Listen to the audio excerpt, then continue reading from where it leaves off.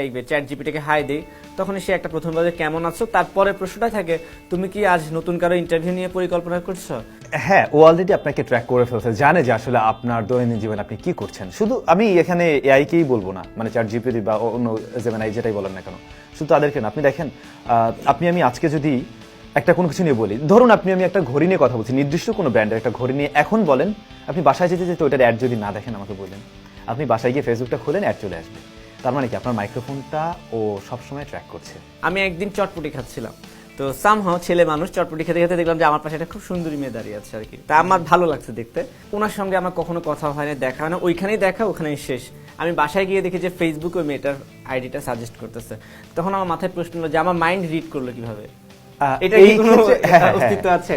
এই ক্ষেত্রে যেটা হতে পারে, আপনার এই প্রসঙ্গের সাথে সরাসরি না মিললেও অনেক সময় দেখবেন আপনি মনে মনে ভাবছেন আমার এই মুহূর্তে বার্গার খেতে ইচ্ছা করছে, এই মুহূর্তে আমার বার্গার খেতে ইচ্ছা করছে, কিন্তু আমি তো পাচ্ছি না, বাট আপনার সামনে অ্যাড আসা শুরু করছে।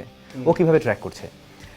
ও জানে যে আপনি প্রতিদিন কোন টাইমে খাচ্ছেন, কি করছেন, বাট একটা নির্দিষ্ট ডেটে হয়তো আপনি ওই দিন খাচ্ছেন না, ওই সময়টাতে আপনি হয়তো অন্য কাজ নিয়ে ব্যস্ত। ও এটাও জানে আপনার ফুড হ্যাবিট কি কি। ঠিক ওই টাইমটাতে যখন ও দেখছে যে এই লোকটা বসে আছে, তাহলে আমার ওর সামনে ফুডের অ্যাড দেওয়া উচিত, আমি ওর সামনে তাহলে ফুড নিয়ে যাই। ও এইভাবে আপনার সবকিছুকে ও অ্যানালাইসিস করছে, মানে আপনি কি করছেন এটা তো অ্যানালাইসিস করতেই পারে, আর সেটা করছেও আমরা জানি।